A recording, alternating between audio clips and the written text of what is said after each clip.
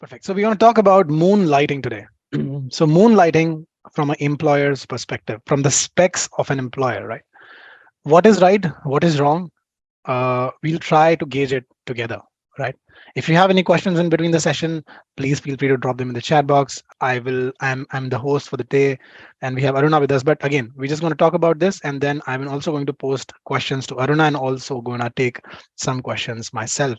So my name is Akash Singh. I'm an expert in privacy and founder of Tsaaro. CIPPE, CIPM, CIPT, and FIP, also the advisory board member for IPB.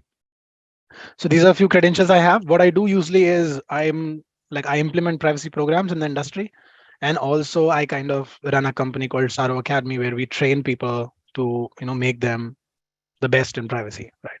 And we have with us Aruna as. So Aruna, thank you for first of all agreeing to be on the session, right? So it's a big deal for us that agree to be here. Aruna is deputy head and enterprise risk manager and management's deputy head at Aster DM Healthcare. She also takes care of the privacy and the security overall at Aster. One of the persons you can go and ask. I know after before we end the session, we'll drop her LinkedIn as well, so that if you have any questions, again, not just of moonlighting, right? Moonlighting is just one thing that we're just taking up heads on around an ERM. If you have questions, how to implement risk, how to think about risk control, risk matrix, she's one of the people you should go to, right? And you can ask her quickly, and maybe I know she's pretty active on LinkedIn, so you'll definitely get an answer. But yeah, we'll get in the session and we'll ask her tons of questions today as well. So Aruna, over to you for a short introduction as well. Yeah. Thanks, Akash. Hi, everybody. Good afternoon, good evening to everybody from wherever you're joining.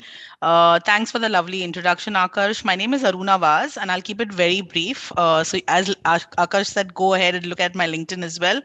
I have over 18 years of experience in enterprise risk management, compliance, internal controls, and an extensive international experience leading assurance reviews, process documentations, risk investigations, compliance projects, so on and so forth. I currently lead the enterprise risk management function at Aster DM Healthcare as a deputy head. And we've got a global network across 7 countries of over 350 hospitals, clinics, and pharmacies. So that's basically my role in a nutshell. My academic background is a bachelor's in accountancy and economics from the Mumbai University, and I've been certified in operational risk from the Chartered Institute of Securities Investment. I'm also an agile trained Scrum Master and a practitioner. I'm also a trained mental health first aider and suicide first respondent. So there are a number of things that I do apart from risk as well. So happy to connect with you guys and really looking forward to an interactive session today. Yeah, Thank can any you. of the other things that you do, we're talking about moonlighting today, so I think that's a great example to talk about, right? Sure. Yeah. So yeah, and I think I think we again, as I was saying, we are more than 50 people now, right? We're just getting heads on right into the session, right? So yeah, it's good to have you here, Aruna, and we're just gonna get in the session and have some. So guys, if you have any questions, if you want something to be get covered in the session, please already drop them in the chat box. Feel free to put questions there. A bit about Tsaaro. Tsaaro is a privacy security company. What we do is we kind of get into clients and we solve some problems, right? Like an ISO 27001 or a privacy program approach, again, a GDPR audit or something like a UA's upcoming privacy law audit, right? So these are the things that we would be very well in doing. We are also ISO 27001 and 27701 compliant just to make sure that we do it first and then we want people to trust us. The disclaimer for the session is the speakers, especially in the session, do not represent their companies. Their views are strictly personal, right? And this is not a legal advice. This session is definitely not a legal advice. So we are just here to have a discussion, and this video should be used only for reference and educational purposes. The agenda for the day is we're going to talk about what is moonlighting, why people do moonlighting, right? What are the threats and problems? What can the employers do? And what are the issues that can arise out of moonlighting, right? So we just want to talk about some important things today, just to make sure that we we can understand a bit into moonlighting and also understand what can go wrong, what can go right, how to do it, and what an employer can do, right? So Okay.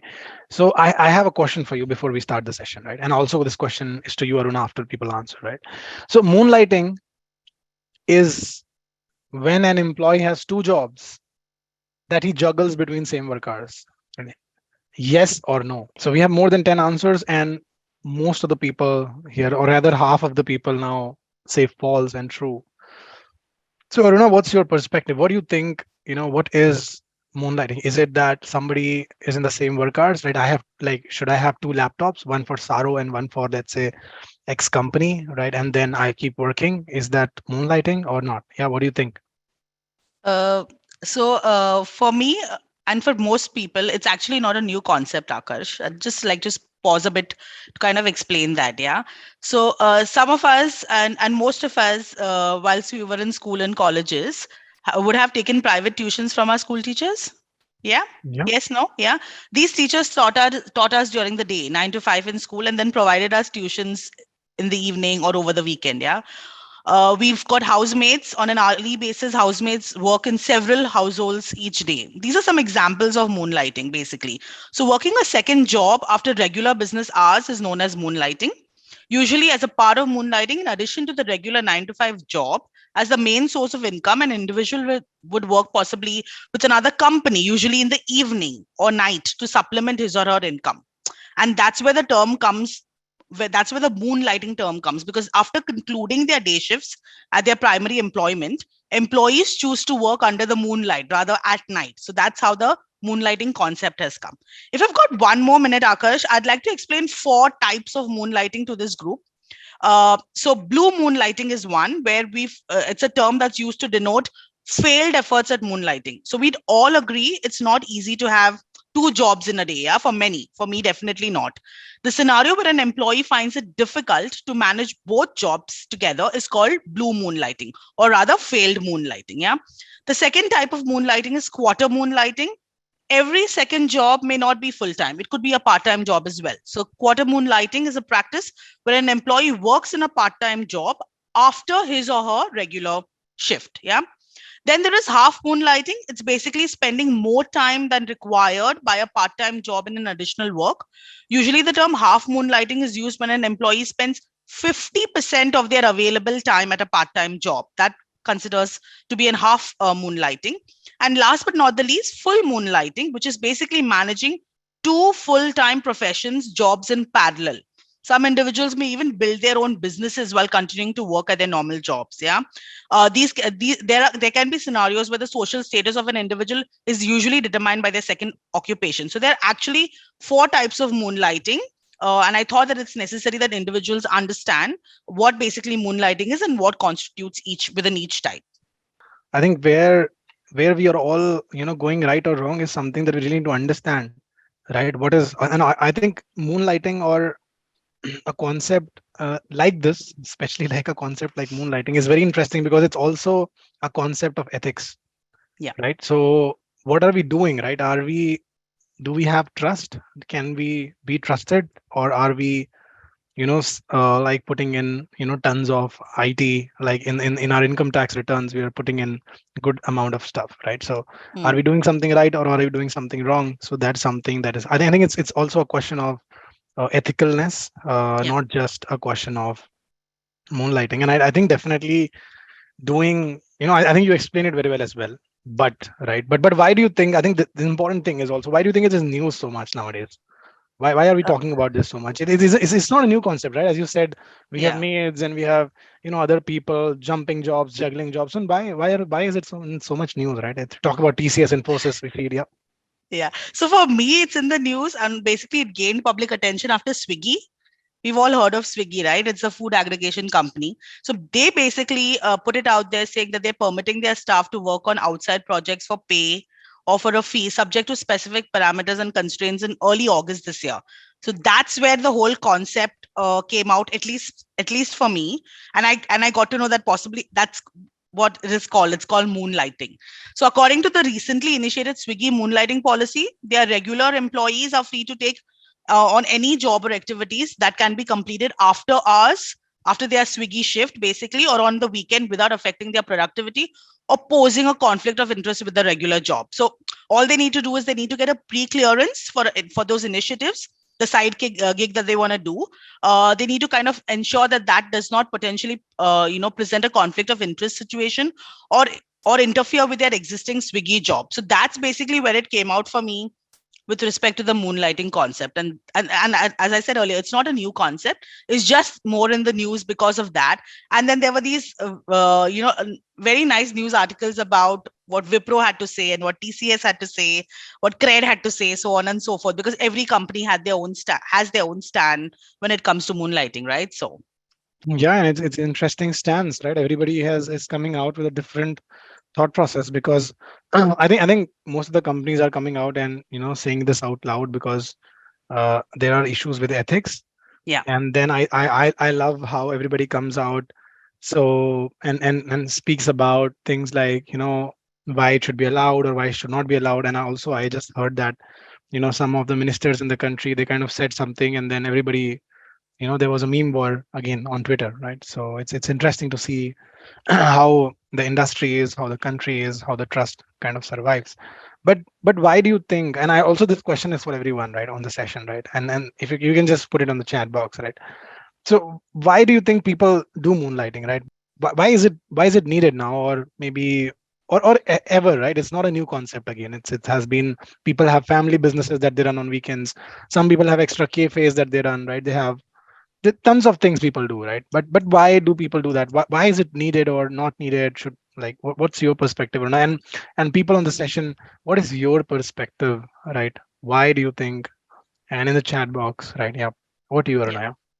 Yeah, so I think for me personally, when I was talking to people about moonlighting, and as you're talking about second jobs, etc., I think work from home trend, thanks to the pandemic, is one of the main factor that I could personally think of. Yeah, because earlier I don't think organizations thought that they could survive or do such a good job with employees working from home.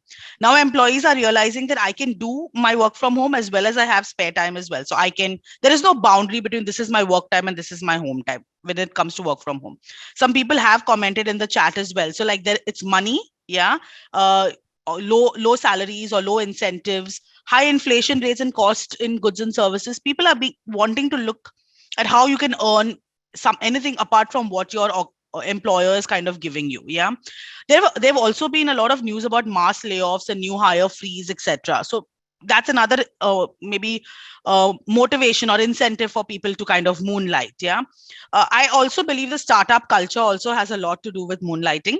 A regular job provides capital support for the founders of the startup. So, as the failure rate, we all know the failure rate with startups is really high. So, a parallel job will always be a good backup option, right? In case it closes. So, it could also be a startup culture.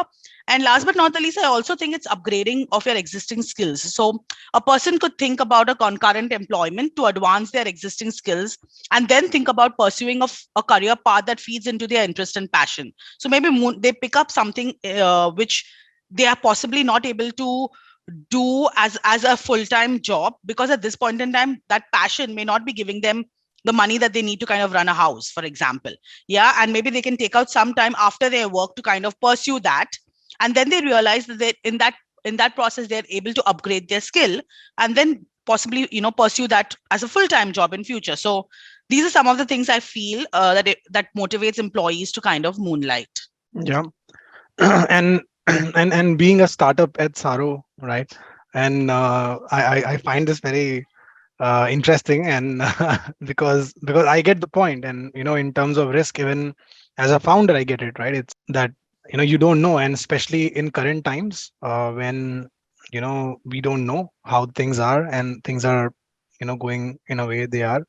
I get the point. I get the point, and I understand if I would have been at someone else's places, uh, maybe, right? Maybe I think that's a thought process that people definitely have, and I think some people have answered in the chat box that like, and also this has happened with me also, Aruna, right? So some people call me, right, and they say, Akash, can I do an internship, right, at Saru, because I'm doing a current job, but I want to switch to privacy. Hmm. So again, and that way, again, we do not, by the way, guys, it's very difficult to entertain this because it's very difficult, but I'm just saying, like, this is a query that keeps coming to us, and what we keep doing is, because unfortunately we don't have that bandwidth, but maybe down the line, in a month or two, three, we will be able to do this. So people call me, and they want to gain this skill of privacy, right? It's not because they want to cheat someone, or they want to they want to win something or earn something. It is just that they're just working hard in their gig, and they're just trying to learn something out of it. And Yeah. that is, I think, that I see. And especially for us in privacy, we have a lot of young generation, because Yeah. privacy is just starting, and a lot of young generation kind of opted for privacy right after their Mm. college. They're lawyers, they're engineers, they just wanted to opt in for privacy. And I see, like, again, my perspective, right? It's, I see that they are sometimes coming back and saying, I want an internship, just want to do extra hours. And that's what also is, maybe can be thought, definitely is moonlighting. But is it right or wrong? I feel it's 100% right. Somebody coming and trying to work hard on his weekend after 5 p.m., right after 5 p.m., and if he's kind of doing it, I don't know, like, I don't have an answer yet, but maybe, right? And talking to you, I feel we should also have a policy about it. We do not have it. We are a small company, but it makes 100% sense. If somebody is trying to do something else, then why should we stop them? So yeah, is moonlighting a threat to confidential data at an organization, right? So again, guys, do you think, why doing moonlighting? Financial security and other can be skill development. Interesting. So guys, this is the link in the chat box, mentimeter.com, and you just have to click on the link and just choose an answer. So do you think moonlighting is a threat to confidential data at an organization? See, one thing that I don't know if you have seen this, right? One thing that I've seen, and why, a lot of times, I see companies, right? I'm not talking about Tsaaro, I'm just talking about industry, right? Yeah. So industry being very conservative, because competitors are trying to reach out to people, and they're trying to ask for data. Correct. And this happened with me very recently. So one of a new startup also, right? So what they were doing is, they were asking for some data of Saro, right? They said that, hey, if you want internship, then, and the person called me up, right, saying that this is what is happening. And I was like, it's fine, right? I don't know, like, going down there and getting to that level, don't want to go there. But this, again, like, people are asking the other people, right, who are trying to steal the IP, Yeah. steal your IP. What they are trying to do is, they're trying to get this voucher, right? Like, they're trying to sabotage the IP. I don't know, like, what to call it, but and that is why I think industry is getting really conservative, right? The Yeah. industry, that's where I think that's where we get conservative, I guess, right? that's Yeah. that's what makes it difficult, because good people who are doing it and have ethics, I don't think anybody has problem, because this is not a new concept, right? This has been happening for years. People are doing it for years. I think data is the new oil, Akash. Yeah. We all know that, right? And everybody is behind our data, whether it is our competitors, or whether it is hackers, or whether it's the dark web, or whatever. Like, you name it, and everybody needs data. Yeah. So I think from that perspective, employers are worried that their data is at risk. And given that across the globe, there are so many data privacy regulations that have come up, that are coming up, that are implemented, so on and so forth, there are high chances of data breaches, right? So everybody is basically trying to save themselves as an organization. So I Yeah. think that's where the challenge is. Yeah, because the potential threat to the organization could be so many: breach of confidentiality, there could be increased IT incidents, phishing attacks, there could be basic could be misuse of an employer's resources. Yeah, like use of their laptop, use of their internet, use of the software that's installed in the laptop, so on and so forth. So that could also bring about a lot of reputational risk, damage, breaches, conflicts, so on and so forth. So I think that's why the employers are worried, because I don't think the challenge is about trusting their employees or integrity of their employees. Yeah, because as somebody said in the comments, and I can see in the Mentimeter comments as well, somebody said that there is a confidentiality policy, and we do sign up to the confidentiality policy. Yeah, so from integrity perspective, employees do have high integrity, and the employer trusts them. But from an employer's perspective, if there is a leakage of data, or if there is a breach, and they are responsible or answerable to the regulator, then that employee is not going to go and answer, right? You know what I mean. So I think from an employer's perspective, that's where it's becoming a threat. And how do we manage that risk and how do we mitigate that risk is key from an employer's perspective. Whilst I completely agree with whatever the comments are and what individuals think in their personal capacity, because some people then think that, oh, this employer is not trusting me, but I don't think it's like a trust issue. I think we need to understand what's at stake and why these controls are kind of being put in the business, or why there's a direct no by some employers, for example, for moonlighting. Yeah, and especially employers who are in highly regulated environment, I think they are like super, serious or super conservative there because they do not have that option, right? So Yeah. yeah. So okay, so moonlighting could be a threat, considered threat if an employee's contract calls for non-compete and single employment. Yeah, and I have created contracts to avoid this. Okay, depends on the intention. Wow, I think that's intention is at play here. Yes, it can be. Okay, can't really say. There's always confidentiality policy, and the breach can happen anytime. Yeah, I think mm, like a lot of people have answered this, and I think definitely I knew this was a topic, a hot topic that we should definitely take as Tsaaro because we need to talk about this, somewhere down the line. That somebody has to come in and actually talk about uh, like moonlighting. But what are the threats, right? What are the threats that we see, right? And I know a lot of people pointed it out. There's a breach that can happen. There's a risk that can happen. And I know you already covered things like access, software licensing, but I think we didn't cover software licensing, and it can be interesting again. Uh, what's a roadblock, to success, right? So what do you think, Aruna, right? What is your thought process? Again, just a slide, but what are these threats, right, that come to your mind that we have not covered yet? We just covered a lot of them just a slide before. So what are these threats that come to your mind when you think about, okay, moonlighting and what can go wrong? And I get the regulated part of it, but yeah, what can go wrong? Yeah. Yeah, so there could be potential data loss, leakage of data, IP trade secrets, price sensitive information. There could be loss of that, and these are at different levels. Yeah, that they could be breach of confidentiality, as we mentioned earlier. I think some people mentioned that in their commentary as well. Conflicts of interest, actual ones, not potential. I'm saying, but actual conflicts of interest could be there. There could also be increased IT incidents, risks, threats, phishing attacks, malware installed. I don't know. There could be malware installed as well. Yeah. So from that perspective, and I covered this misuse of employers' resources because that's going to be as basic as that. In terms of that, also reputational risks. Yeah. So say for example, I am working in an organization and I have outsourced something to another organization to kind of do something for me on for my organization, and the outsourced organization uses employees or hires employees who are moonlighting, for example. Yeah. But the organization A has placed their trust in me, right, to protect their data. If there's any breach of that from that sort, then there's complete lack of trust.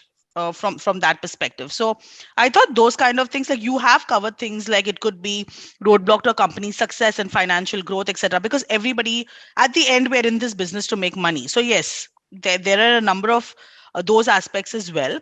Also, I think it's going to increase costs for the organization on a whole. Yeah, because what could happen is there could be high rate of attrition if we say no for these kind of things, and I know we are going to cover that in the subsequent discussion. But yeah, then you're just spending so much of money in training resources, bringing them up to speed, ensuring that their learning curve is quicker, so on and so forth, and then they just leave possibly. So I think those kind of things, or even new, and to ensure that your employees do not moonlight, you may just bring in a lot of new environments and systems to kind of put together layers of controls to ensure that you can check who's doing what after office hours, so on and so forth. That's also a higher investment, right, Akash? So there are a number of threats like that for an organization which moonlighting could pose. Yeah. And I think companies kind of, clarifying this helps make it better for people in the company as well. But again, the risk of being regulated, the risk of being challenged by this is also high, is also at play right now. And I know we just have to, while talking today, we also have to kind of clarify this to a lot of people in the session. And guys, if you have questions, feel free to drop them in the chat box. And I, Yeah. I can see a lot of comments, by the way, that people have dropped in. Like one of the last comments that Vinod did is moonlighting can be allowed, uh, a clause for employees to take up gig opportunities with right set of permissions with considering conflict and integrity. can play really well for the companies as well, right? Because Yeah. people would be taking it on the weekends or something like that. Yeah. But but working, so there's a question, Aruna, right? So Yeah. question says working after hours without any monetary value, right? So Hmm. ours, like it's interesting that, so this is like, you're doing this, it's interesting first of all. So working after hours without monetary value, can it be called moonlighting? I don't think so. It could be CSR activity as well, right? That I do Yeah. outside my work hours, like teaching somebody outside my work hours, or, Yeah, or like training you somebody, take up etc. like you take up, Yeah. Aruna, right? The Yeah. They're more the CSR suicide. space. Yeah. Yeah. So, and I don't charge anything for it. So, Yeah, basically I, it's, yeah, it's for CSR, right? It's you yeah, helping the yeah. community, right? It's Yeah. like, But let me just clarify, okay? So whatever I do outside of my work, I seek pre approval from my employer. Yeah, even though I'm doing it because I am passionate about it, or I want to give back to the community, for example, or freelancing. I think some individuals are even talking about freelancing. I think if there is no monetary involvement, whether cash or kind, then it could be considered outside of moonlighting. It's Mhm. always good to let your employer know that you are engaging in these kind of activities as well. So even It's, if it's somebody is taking up a CSR activity, going out, do you think that would be better if, we, like, the employee informs the employer just to make sure that there is no Yeah. conflict of interest tomorrow?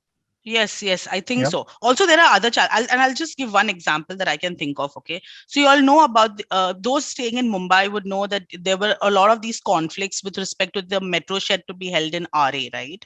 Yeah, and there were a lot of people who were protesting outside of RA, etc. They were doing it for a cause, out of their own will, out of their own free will. Some of them got arrested. Now, what happens when an employee gets arrested?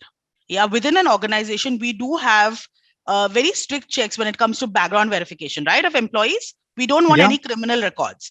So, Yeah. in these kind of things, so I think people should just be very practical and think about it from every lens. Because what happens in this scenario, this somebody is arrested, right? And then they spend the night in jail. So there is a record or an FIR of this individual then in police records. So these things, I think it's nice if you let your employer know in advance that you're participating in this, or you're doing something out of your own free will, so that everybody's on the same page. And if you need help, then the help can be provided. So Yeah. I think from that perspective, it's important that we as employees understand that. Yeah. Yeah. Yeah. And it's, I think that's something also used to happen uh, when we were, when we were in coaching in Kota. So my head of department used to tell all of the students saying, if something bad happens, call me, right? So so Yeah. yeah, so Sumant has kind of pointed out saying the Indian legislation does not entirely ban moonlighting. There are a number of laws that mention multiple works. So Sumant, again, this is not a question of, I think probably when an employer is making a policy on this, it's not just a regulatory matrix that he's kind of putting on, right? Because there's an employee employer relationship, and on that relationship, depending on the business's regulatory requirements on and the business's conservativeness because of the type of business they are in, that's where we're building the policy, and it's not a regulatory requirement or not right now. So Aman has a great question, right, Aruna? So if someone is a YouTuber, right, and he she receives income out of that, right? Obviously, right? It's, first of all, it's amazing, right, that somebody can generate income. We are still trying to build our YouTube page.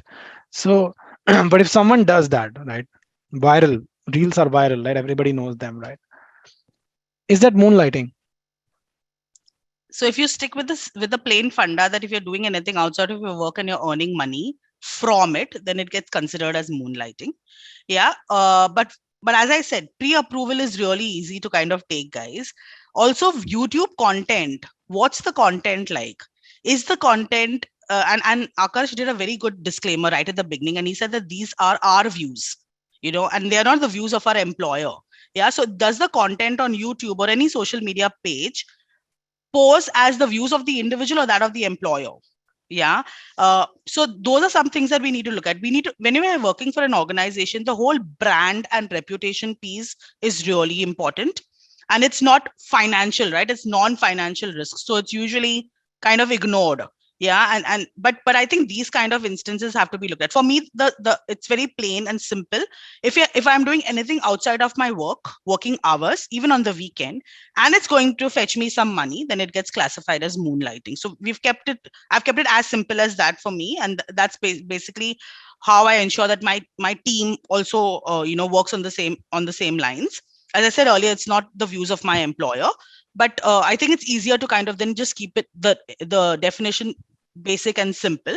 But yes, if you like YouTubing, if you think that you're going to make money out of it, and we discussed it, right? So some individuals think that they can't do YouTubing as a full-time job because they may not get the money that they need to run a house at the moment. Yeah, so they kind of pick it up as a side gig, build on the skill, learn, build a network, etc. And then when they are ready to go all guns to it, then they say, okay, I'm going to give up my primary job and this is going to be my full-time job. Yeah, so it does form a way for you to kind of move into something full-time. I know a lot of people who trade a lot in the market, yeah, and then they're doing it along with their work, and then they say that we have policies within the organization. I tell them what I'm trading, and there is a window, the trading window closure. I cannot trade at that time, so on and so forth. Yeah, that's fine. But some individuals also say that I'm doing this to learn, to see what's the risk like, and eventually I'm just going to give up my primary job and move on to full-time trading. Yeah, but even in that case, there is pre-approval that is sought. That's all I'd say. Yeah. Yeah, I think very interesting perspective, and I think it's good that we are doing this discussion with you, because it's and people are getting that answer, right? Especially, so I think summarizing it as well, right? So if you're informing your employer and doing it right, so it's always better to do that, right? So I think the question also is that whether it will be allowed or not, but the policy should be, it's also employer's responsibility to kind of also see, right, whether there is a right or wrong for them. But Yeah, if again and again, I don't think that we are living in an era where employers are the most powerful organizations in the world right now, right? If you do not like somebody or you do not like a job, you just switch, right? There are tons of opportunities in the market for people who are skilled already. So hmm. again, it's also an employer's pressure that, okay, he allows or not, because if you're, let's say, running a side gig, if you're doing something else, right? Maybe you're a star on Mintra, right? Telling how to, put out dresses, right? Fashion, Yeah, yeah, and you're working in privacy and fashion, right? So there yeah, is no it's moonlighting, but it's not a problem. There's no conflict of interest. But if you're learning something, right, in employers' documents and kind of going back and making a YouTube video out of those documents, saying, hey, you know what? This is the free knowledge, right? And that may be, and then you're trying to make money out of it as well, hmm. right? So I think it can get very interesting in very short span of time, right? As the case scenario changes, as the thought process changes, right? It can get Correct. interesting. Yeah, But again, the session is just a part of both of our views, mine and Aruna's, right? It's all personal views, not of our employer views. Again, very sensitive topic, right? And very, very interesting topic. And I can see that the questions and answers are not just driven by work, but they're also driven by passion. yeah, Because I know we all know that everybody here wants to have an answer, because a lot of people are already doing it without taking consent of their yeah. employers. Also, I just wanted to add in, we're just talking a lot from the employer's point of view, guys. But as an employee myself, as an individual, do I know how it could impact me having two full-time jobs? Yeah, there could be an impact on my productivity and performance in both jobs.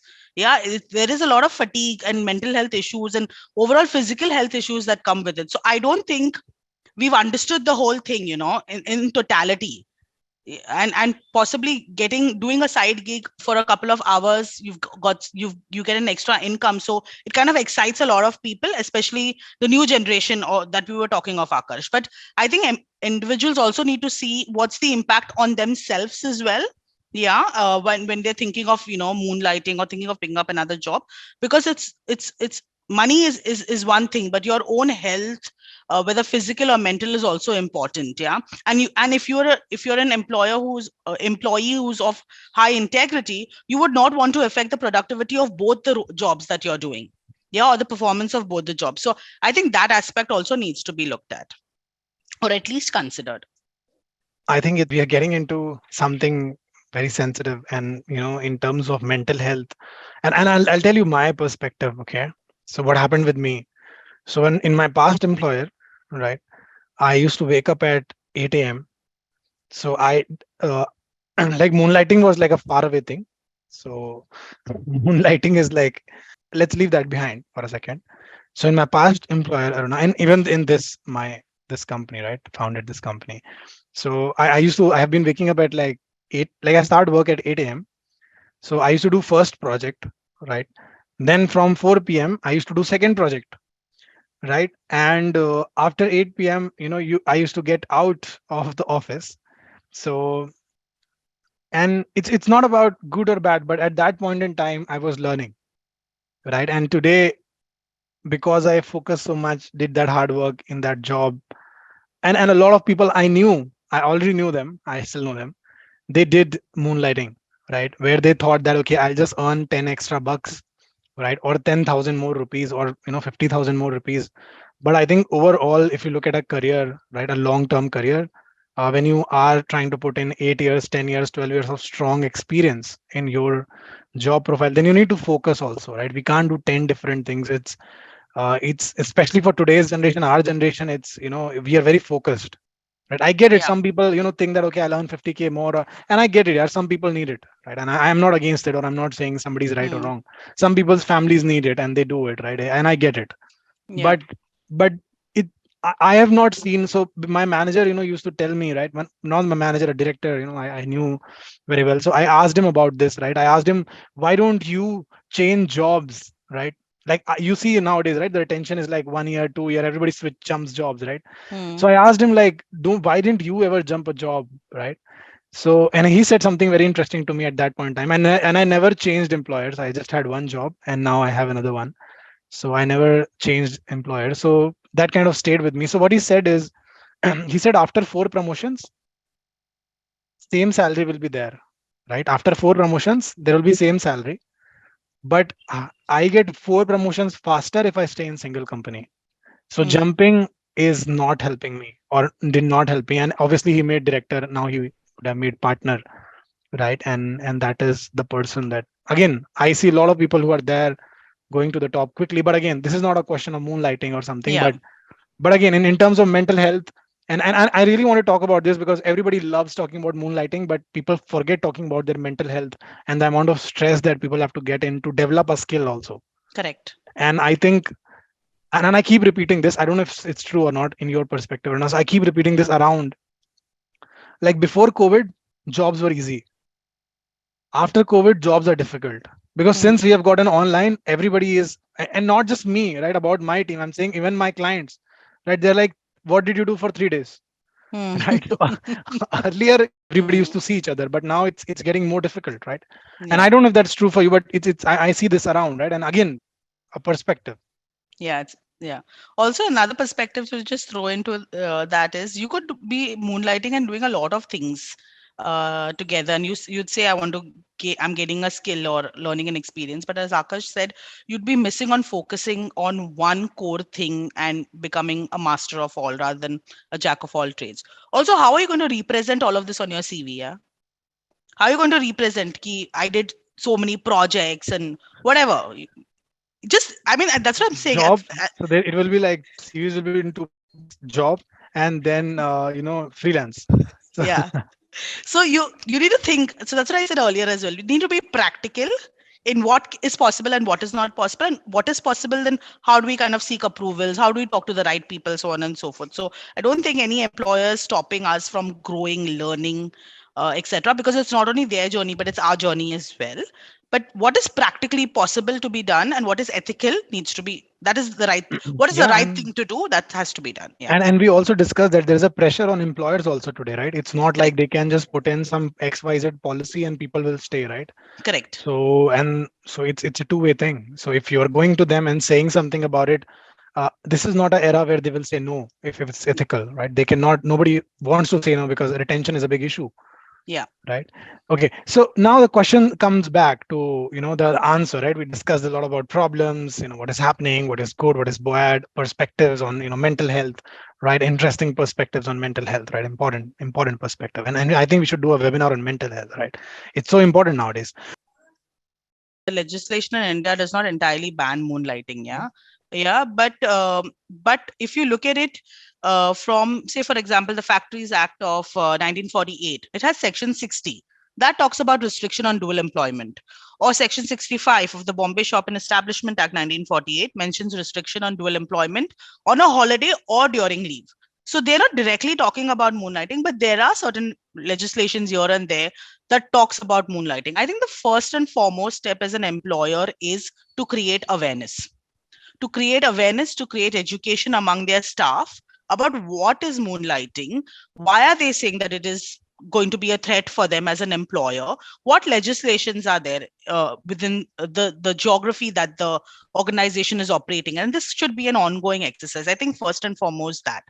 I think then a policy would really help, because it also helps to kind of get people to understand what's our role and responsibility as an employee within that organization. Yeah. But a policy cannot be a blanket policy. Yeah, this is what I believe.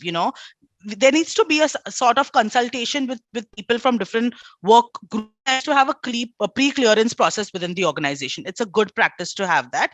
Whilst we do have contractual terms, clauses, etc., within our contract, our employment contract as well, and employment contract also, some of the employment contracts also specifically mention that you are going to be full-time working only in this role, and employees sign up to that. I don't know whether they read all the terms and conditions, but a pre-clearance would also be really nice, and it could be a prerequisite in the employment contract. You could put it in the employment contract itself that if you are looking at X, Y, and Z apart from these working hours, then this is the process, and how do you kind of come ahead for pre clearances.